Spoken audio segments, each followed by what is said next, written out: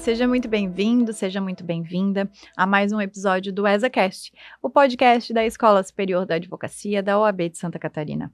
O tema de hoje é extremamente relevante e cada vez mais presente na atuação jurídica contemporânea, o direito ambiental.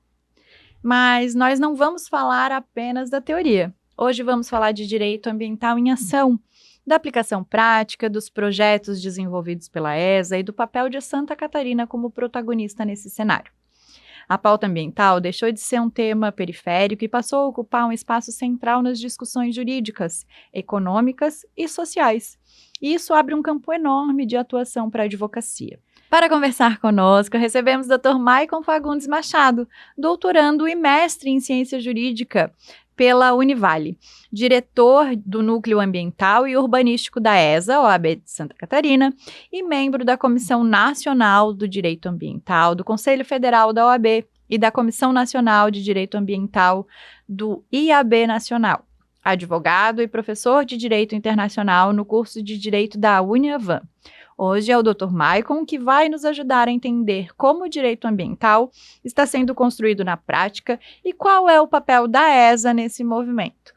Seja muito bem-vindo, Dr. Maicon, é um prazer recebê-lo aqui e desde já quero agradecer por ter aceitado o nosso convite e vir bater esse papo com a gente. Agradeço pelo convite, doutora Bárbara, é uma honra estar aqui no ESAcast para contribuir. Perfeito, então, para que a gente possa começar, explica para a gente, doutor, como que o direito ambiental tem deixado de ser uma área periférica e assumido um protagonismo dentro da advocacia. Muito bem, doutora Bárbara, novamente agradecendo pelo convite, né? Sempre agradecendo o nosso diretor-geral Isaí Meura, que é um super parceiro da advocacia, e também o doutor Juliano Mandelli, o doutor Rafael Warne.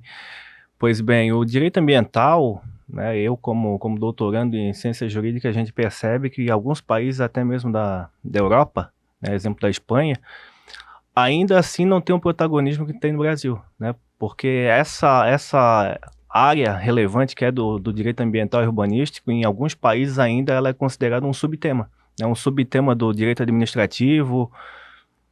E aqui no Brasil, a partir da Constituição de 88, né, principalmente com a inserção do artigo 225 da Constituição, a gente tem um capítulo próprio na Constituição e o direito ambiental ele passa a ter esse protagonismo e também sendo um ramo da advocacia, né? Por exemplo, hoje em dia, praticamente toda obra, né, que é feita, ela necessita minimamente de um licenciamento ambiental. O licenciamento ambiental é justamente a parte, né, do direito ambiental que entra, por exemplo, como uma peça-chave em conjunto com o direito imobiliário, né? Então, o direito ambiental ele vem sendo tratado no Brasil como indispensável, né, não só na perspectiva da proteção do meio ambiente, que é fundamental, né? O artigo 225 ele destaca que o meio ambiente ecologicamente equilibrado tanto para presente como para futura geração, é algo que deve ser respaldado tanto pelo Estado, como toda pessoa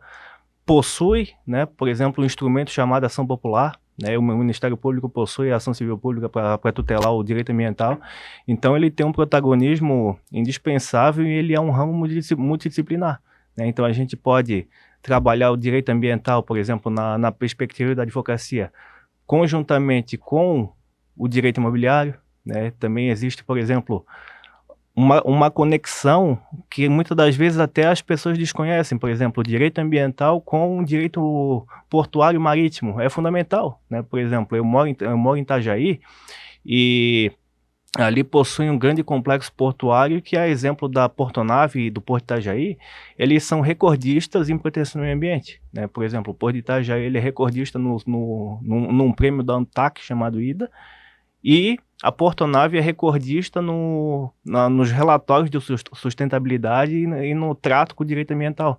Então a gente percebe que é um ramo que vem tendo cada vez mais protagonismo, né? E a advocacia ela precisa se especializar porque esse é um ramo que muitas das vezes na graduação ele agora vem tendo uma cadeira própria, etc., mas por muito tempo ele foi encarado como um ramo optativo, né? Como uma matéria optativa, seletiva, etc.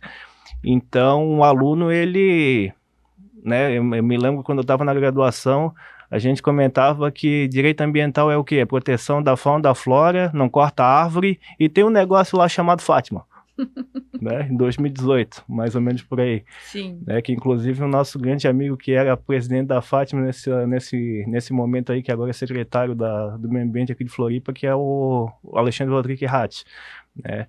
Então, basicamente, o aluno ele só sabia isso do direito ambiental, mas felizmente cada vez mais vem sendo impulsionado que esse ramo é fundamental, né? Inclusive amanhã a gente vai ter um congresso nacional de direito da construção civil, que foi bem estruturado, organizado pelo nosso caro Dr. Marcos Vinícius Borges, que é presidente da Comissão Nacional de Direito Imobiliário do Conselho Federal da OAB, e ele teve uma ideia genial justamente destacando que para o direito da construção civil ele é necessário ter não só o direito imobiliário, mas também direito registral, notarial, ambiental, urbanístico e condominial, né? Ou seja, a gente percebe que esse ramo ambiental e urbanístico ele é fundamental como peça estruturante, por exemplo, para um advogado que, por exemplo, queira prestar um serviço para uma grande incorporadora, né?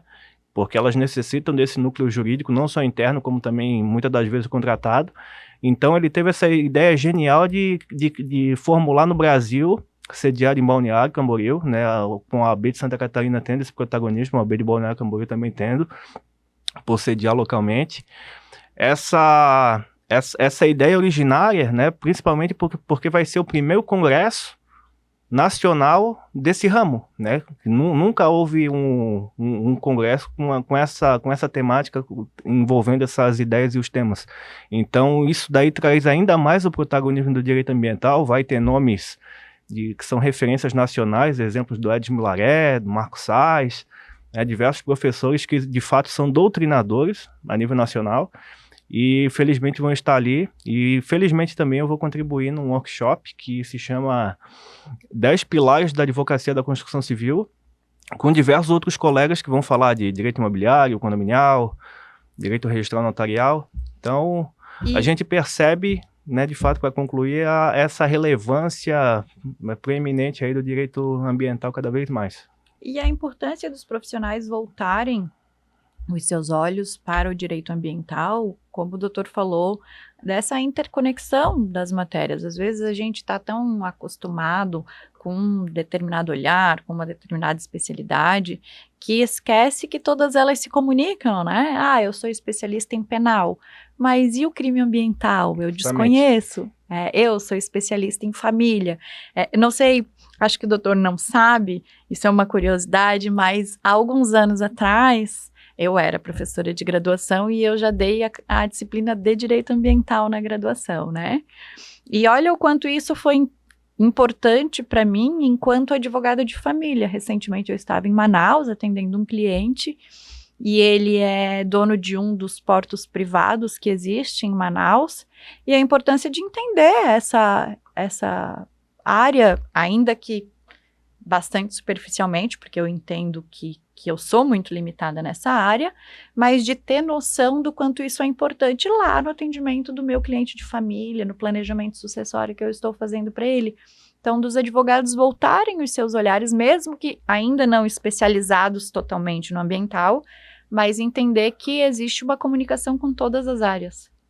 Justamente, inclusive também parabenizando sempre o nosso presidente da Comissão Estadual, o Dr. Lucas Evaristo Dantas, né, que vem também fazendo um bom trabalho aqui na Comissão Estadual de Direito Ambiental.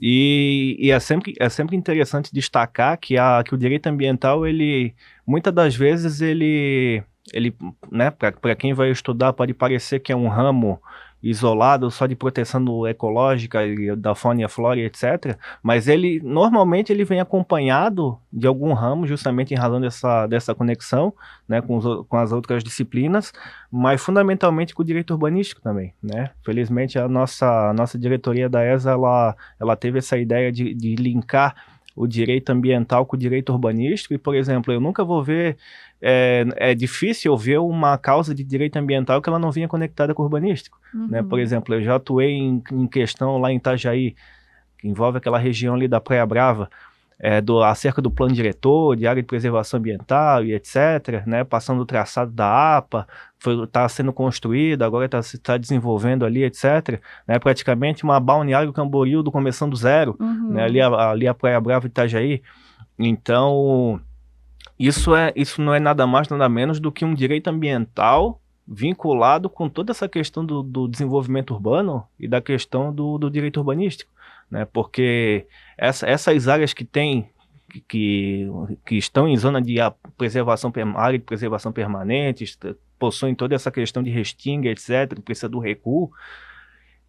Hoje em dia, a construção civil ela vem trabalhando cada vez mais para trazer projetos que privilegiem essa conexão da natureza com a questão do direito à moradia, né? Então, por exemplo, o empresário, vamos supor, a pessoa multimilionária que ela quer morar na praia, etc. e tal, ela vem exigindo cada vez mais esse contato com a natureza e isso acaba sendo refletido nos próprios direitos fundamentais, porque a partir desse momento toda aquela área tem que desenvolver, se não tinha saneamento básico tem que ter, então esse desenvolvimento urbano muitas das vezes é criticado, né, essa questão do desenvolvimento, né, se critica especulação imobiliária, etc., mas obviamente que tem que ter um equilíbrio, né, que é o que o artigo 225 traz, né, que é do desenvolvimento sustentável, e esse equilíbrio é justamente eu conseguir atrelar, o gestor público conseguir atrelar o direito à moradia, com a moradia saudável, com sustentabilidade, e ao mesmo tempo que isso possa ser acessível em parte, né, para todas as pessoas, né? Nem que seja, por exemplo, com um projeto de urbanismo, algo sustentável naquele entorno. Esse avanço da proteção na área do direito ambiental, o doutor acha que se dá pelo aumento da degradação por parte da sociedade, ou, ao contrário, por um aumento de uma consciência ambiental por parte da sociedade que acaba exigindo uma proteção maior, uma intervenção maior? Tudo bem, o Brasil, ele, muito embora seja muito criticado, né, mas a gente tem que sempre reconhecer que a gente tem uma das maiores florestas em pé do mundo, né? No Brasil, agora, a gente tem a lei de serviço e pagamento ambiental, né, onde, eventualmente, a iniciativa privada vai explorar uma determinada área, vamos supor, através de PPP, de concessão, ela vai explorar, eventualmente, um parque estadual, um parque nacional, só que ela tem que trazer também a compensação e a qualidade que a iniciativa privada dá para uma administração de algo que é público e ecológico, né? Porque, por exemplo, e isso é muito interessante, né? Eu também faço parte da comissão de infraestrutura e a gente sempre trabalhou com a questão de PPP, eventualmente, e é interessante, por exemplo, essas concessões, quando eu consigo ter um gestor privado que ele tem essa consciência ambiental e aí ele começa a desenvolver projetos, porque, por exemplo, o Estado, né, muitas pessoas elas são contra essa parceria público-privada, mas na verdade muitas pessoas sem conhecimento acabam falando que é privatização, privatizar tudo e etc. E as pessoas são contra isso, mas só que as pessoas elas acabam não entendendo, às vezes, não compreendendo que a função maior do Estado não é, muitas das vezes, administrar um grande parque ecológico estadual, né? Ficar 24 horas ali cuidando disso. Mas quando ela cede para a iniciativa privada tem essa responsabilidade de prestação de serviço, né? Então, basta fiscalização com severa também, obviamente, né? Então, e aí, enquanto isso, quando há essa delegação, enquanto isso, o Estado está se preocupando com áreas que são muito mais fundamentais, exemplo de saúde, educação, segurança pública e etc., né? E tem uma grande questão que nós que somos ambientalistas e também entendemos essa parte empresarial, falamos, de que eu não posso falar que uma cidade é sustentável quando eu não tenho preenchido justamente esse tripé da sociedade, né? Que é o ter a saúde, a segurança e a educação pública de qualidade. Então, como que eu quero, por exemplo, eu estudava em grupos de mestrado, doutorado, algum tempo atrás, né, tinham professores que tinham uma ideia assim, não, vamos criar, agora que tem inteligência artificial, aplicativo para controlar a segurança pública, daí eu pego esse aplicativo, coloco na mão do cidadão, ele vai me falar se o serviço público tá ótimo, tá excelente, etc. e tal. Só que muitas das vezes a cidade não tem nem saneamento básico. E daí eu estou preocupado com o aplicativo de controle de política pública? Não, então, tipo, eu tenho que avançar, a cidade tem que avançar para o aspecto tecnológico, virar uma grande smart city, etc e tal, só que isso daí não pode ser algo camuflado Suprimindo a base da para pirâmide, inglês né? ver, né? Para inglês ver, e daí depois dá uma chuva de 30 minutos, eu transformo Dubai em Veneza. Né? Ontem eu coloquei isso no grupo, o turista acaba vindo para a cidade achando que está vindo para Dubai e no final ele veio para Veneza, errou o destino. Né? Por quê? Porque isso não é uma crítica a político A e nem B, isso é uma questão de civilidade, é uma questão de gestão pública com responsabilidade. Né? Então pode ser político de direita, de esquerda, porque isso é uma pauta de Estado, não é uma pauta de governo. Né? Então o gestor local, independentemente se for de esquerda ou de direita, ele tem que pensar, ele tem que saber que ele investir em drenagem, macro drenagem, investir em saneamento básico, isso daí é essencial, né? Porque o próprio nome já fala saneamento básico, não é um saneamento ultra premium, evoluído, Sim. tecnológico, não, é básico. Doutor, mas para os advogados, qual que são as principais oportunidades que existem hoje no mercado para atuação no âmbito do direito empresarial, do direito ambiental?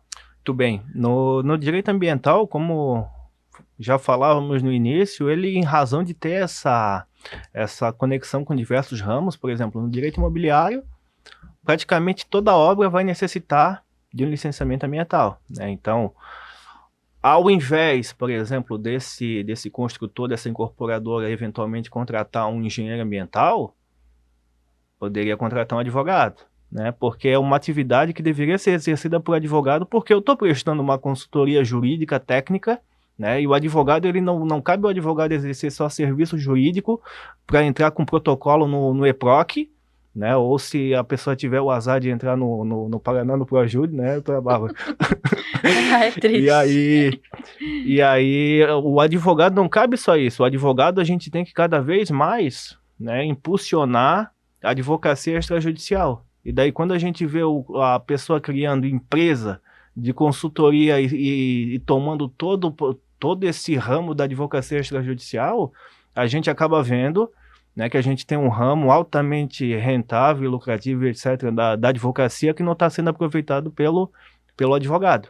Né? Por exemplo, até saindo um pouco do tema do direito ambiental, a gente tem uma constatação empírica, mas com quase 100% de precisão.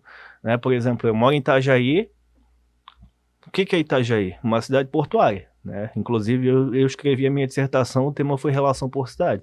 De tu entender que uma cidade conectada no porto é algo intrínseco. O porto não é só uma empresa no meio da cidade, numa zona portuária.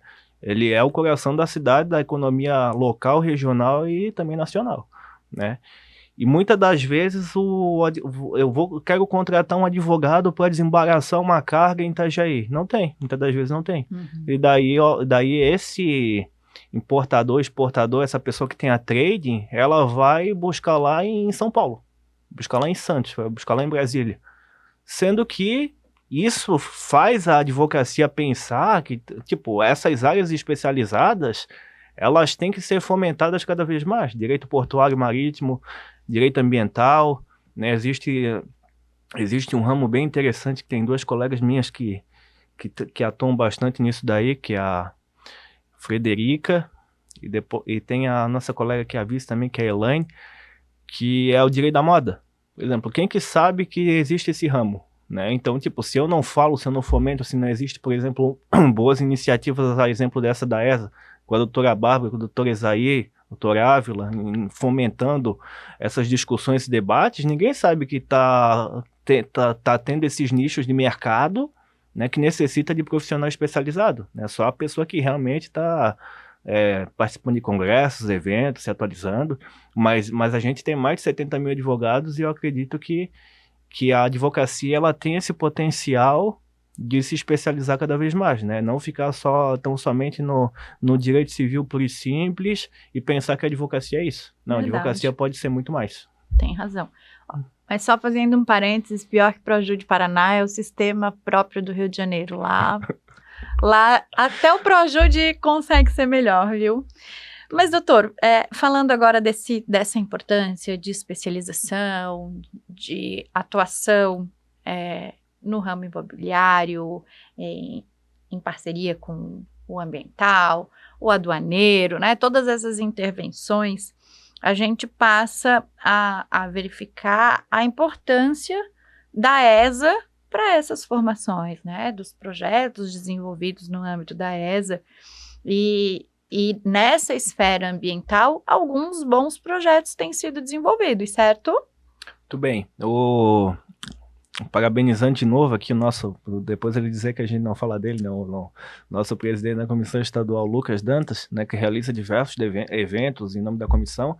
Felizmente a ESA também vem realizando, né? Eu quando fui nomeado diretor desse núcleo ambiental e urbanístico da ESA, a gente se preocupou em verificar o que já tinha sido feito, né, e o que a gente poderia fazer para contribuir. Né? Ato contínuo, a gente já organizou, né, a gente já está indo para a 3ª edição de um curso avançado, né, de Direito Ambiental Urbanístico. A primeira edição que eu fiz, eu coloquei curso básico. Daí os colegas falam, pô, esse curso aqui tem professor falando de mercado de carbono, direito minerário, que tem atuação ambiental na ANP, né, na ANM. De básico não tem nada, né? Então, daí teve uma colega que falou assim, pô, tu tem que botar o nome desse curso de curso avançado. Daí, em homenagem a essa colega, eu acabei colocando a partir da 2ª edição curso avançado, e realmente né? Por exemplo, na 2ª edição, a gente chegou a convidar um membro palestrante que é diretor-geral de OS, que está sob o guarda-chuva do Ministério do Desenvolvimento, né?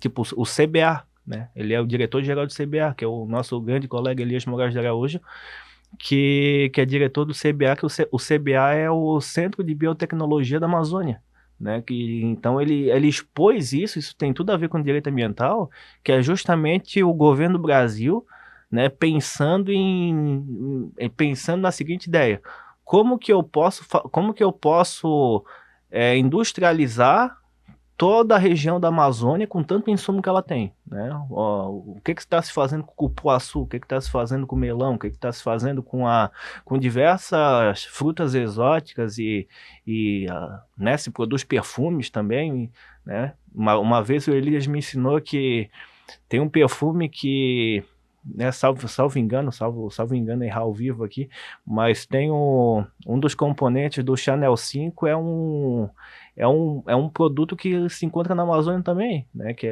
me falou que é um pau rosa. E isso daí é produzido no laboratório, então isso para ver a riqueza que o Brasil tem. Daí eu falo com o Elias palestrou no nosso curso da ESA e foi um negócio extraordinário, né? Porque ele falou, você já viu shampoo de melão? Sabonete de melão? Eu nunca vi para comprar no mercado, mas só que isso demonstra a riqueza, o potencial que o Brasil tem para desenvolver, né, justamente em razão disso, que esse Centro de Biotecnologia está vinculado ao Ministério do Desenvolvimento, que até então era presidido pelo ministro Geraldo Alckmin, e demonstra o potencial que o Brasil tem de também produzir, também contribuir com a indústria nacional nesse aspecto. Isso aí tem tudo a ver com direito ambiental, né? Tem a ver com a biodiversidade da Amazônia. Então, isso demonstra a riqueza do curso que a gente trouxe, né, para mais de 70 mil advogados. E, felizmente, o curso da ESA é um curso que ele é disseminado em todo o estado, né? Então, o advogado ele vai aprender não só sobre licenciamento ambiental, né, mas sobre direito minerário, porque tem a conexão com o direito ambiental, aprender sobre a biodiversidade da Amazônia. Também, infelizmente, a gente teve a palestra do nosso presidente da Comissão Estadual sobre crimes ambientais. Então, a gente trouxe nesse curso praticamente 20 professores, né, 20 horas, 1 hora cada. Já teve uma primeira edição, a segunda edição, a gente vai para a terceira edição agora. E nesse período a gente inclusive fez um curso que foi muito interessante, que foi o curso com 3 procuradores federais da Advocacia Geral da União, para eles falar sobre a relevância do consensualismo ambiental na advocacia pública, né? Ou seja, olha só que tema avançado que é isso. Eu pensar que a administração pública, que até então, uma vez eu participei de uma audiência aqui com uma colega procuradora federal da AGU aqui do lado da OAB, aqui na Justiça Federal, e aí chegou a procuradora do Estado e falou assim, não, eu não tenho autorização para transigir. Daí já estava na 4ª, 5ª audiência, né? Um caso que envolvia interesse da União, interesse local, o procurador-geral do município, advogado da União, procurador federal, né? Ou seja, o Ministério Público Federal, todos envolvidos. E aí veio a procuradora do Estado, numa causa indígena, e falou assim, eu não tenho como transigir. O que é o transigir? Ela eventualmente fazer uma proposta de acordo e dizer, não, a gente como governo do Estado de Santa Catarina, a gente vai propor tal questão aqui para o indígena. Ela falou, eu não tenho, na 4ª, 5ª audiência ela veio, né, foi subestabelecida e tal, não tenho permissão para transigir. E aí eu me lembro até hoje, eu estava no 7º período da faculdade, né, e aí o juiz da causa falou assim, então vamos ligar para o governador, porque essa causa aqui já está muito avançada, já passou muito tempo, então a gente tem que de fato resolver. Então a gente percebe que essa perspectiva no direito ambiental também, buscando consenso, é cada vez mais interessante, né? Buscar essa forma alternativa de resolução de conflito através do sejuscom temático, né? Eu fiz um artigo com um colega meu de doutorado, que é o desembargador Silvio Dagoberto Orsato, que até então era presidente do COGEPEMEC, que é a Coordenadoria de Centros de Conciliação do Tribunal de Justiça de Santa Catarina, e a gente fez esse artigo justamente sobre esses centros de conciliações, mas não só conciliar a causa de família, ou o cara que quebrou o relógio, ele vai lá porque ele quer entrar com a ação do consumidor. Não só isso, mas também causa especializada, e levar essas causas especializadas para o núcleo de conciliação, que é algo plenamente possível. Se não fosse possível, o Tribunal de Contas da União já não tinha criado um núcleo de conciliação e o Supremo Tribunal Federal também já não tinha criado no SOL, que é o núcleo de solução de controvérsia também, na mais alta corte do país, né? Então, a gente percebe que essas temáticas complexas, elas também podem ser resolvidas através da conciliação e de uma forma que a celeridade venha a ser alcançada, né? Porque como diria o Rui Barbosa, a justiça tardia não é justiça, né? Mas é uma injustiça institucionalizada. Então, cada vez mais a gente ter o acesso à justiça não basta. Eu preciso ter um acesso efetivo à justiça para que de forma o jurisdicionado venha a ser bem atendido. Perfeito. Doutor, quando a gente fala em direito ambiental, a maior parte das pessoas, assim, senso comum, acaba se remetendo às questões da Amazônia, às questões indígenas, né? Uma questão que é uma realidade parcialmente distante, digamos assim. O doutor acredita que mesmo o senso comum entendendo dessa forma, é possível que Santa Catarina assuma um protagonismo em âmbito de atuação de direito ambiental?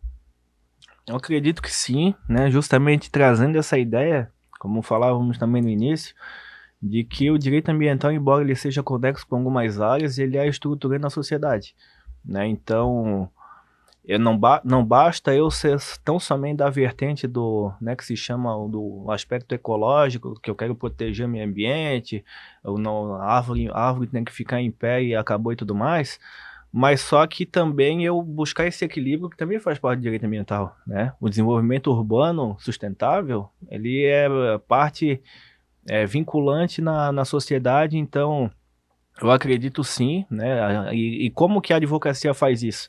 A advocacia faz isso justamente através desse estímulo pedagógico, né? Estímulo educacional, que, por exemplo, a Escola Superior da Advocacia sendo o braço acadêmico, praticamente acadêmico da advocacia, traz esse conhecimento para mais de 70 mil advogados, né? E também buscando trazer o advogado para esses ramos especializados, como falamos até agora, e também contando um fato relevante que eu presenciei ontem, né? Ontem felizmente também como membro da Comissão Nacional de Direito Ambiental, ontem nós tivemos a grata presença do ministro de Estado do Meio Ambiente, né? João Paulo Capobianco, né? Também cumprimentar aqui, deixar registrado o cumprimento aqui para o nosso presidente nacional da comissão, que é o presidente Israel da Graça, e foi um evento extraordinário, né? Inclusive com a presença do nosso presidente nacional, Beto Simonetti, e que a gente justamente viu no aspecto nacional que é possível sim fazer essa vinculação da temática do direito ambiental com a advocacia, né? Inclusive se cogitou formular um termo de cooperação e etc., o que demonstra que a advocacia, por esse conhecimento, por essa vontade de contribuir com a prática, ela é fundamental nesses órgãos que são indispensáveis para a sociedade, né? Porque se a gente for pensar o direito, ele é praticamente o motor da sociedade. Tudo que a gente pensar tem direito. A gente liga liga na televisão uma CPI, uma CPMI, ali eminentemente está se falando de dispositivos da legislação, tanto que quando é judicializado vai para o Supremo, e advogado defende seu ponto de vista. Então o advogado, né, como bem colocou o Constituinte no artigo 133, ele é indispensável à administração da justiça, né, e também a esses núcleos estruturantes da sociedade como a pauta ambiental. Perfeito. Doutor, a gente já está se encaminhando para o final, mas antes de encerrar, eu gostaria que o doutor pudesse deixar algum recado para o jovem advogado que está entrando agora na profissão e que gostaria de atuar no âmbito do direito ambiental. O que o doutor diria a esses nossos colegas advogados? Muito bem, eu acredito que esse interesse, né, nessas áreas especializadas é fundamental, mas isso demanda que esse jovem advogado ele tenha essa curiosidade, né, tenha essa vontade de buscar algo que vá além do natural, né, além do comum. Então isso obviamente que vai demandar estudo, vai demandar eventualmente buscar uma pós-graduação, mas se eventualmente ele não quiser buscar uma pós-graduação, porque é muito complexo, muito caro, etc., nós como advocacia catarinense, a gente, né, contribui com a nossa participação na formação, inclusive, do jovem advogado, justamente com os nossos cursos, né? O jovem advogado ele pode ingressar na comissão, tanto local da sua subseção, como também na comissão estadual, e cada vez mais se aprofundando nos conhecimentos e buscando as causas, e se aperfeiçoando, e obviamente que será um grande profissional, né? Porque conhecimento, estudo, curso à disposição, tudo isso a advocacia catarinense, por intermédio da OAB, né, sob a gestão do nosso presidente Juliano Mandelli, vem oferecendo, e também a ESA através do nosso diretor-geral Isaí. Então, o jovem advogado pode contar com a ESA, obviamente, e com a OAB de Santa Catarina. Que ótimo. Doutor, quero mais uma vez agradecer a participação, a disponibilidade de ter vindo de Itajaí para cá participar conosco, dividir um pouquinho o conhecimento do doutor com a nossa categoria, dizer que foi uma honra recebê-lo aqui, viu? Muito obrigada. Agradeço muito, estamos sempre à disposição para contribuir com o ESACast aqui, que é um belo projeto da Escola Superior da Advocacia Catarinense. Muito obrigado. Encerramos então esse episódio com uma mensagem muito clara. O direito ambiental não é mais uma tendência, ele é uma realidade. E entender essa área, suas implicações e suas oportunidades é essencial para a advocacia contemporânea. Os projetos desenvolvidos pela ESA mostram que Santa Catarina está atenta a esse movimento e preparada para formar profissionais cada vez mais qualificados. Quero agradecer ao Dr. Maicon Fagundes Machado por compartilhar seu conhecimento e sua visão sobre esse tema tão relevante. E a você que nos acompanha, continue seguindo o ESAcast, o podcast da Escola Superior da Advocacia de Santa Catarina. Nos encontramos no próximo episódio. Até lá!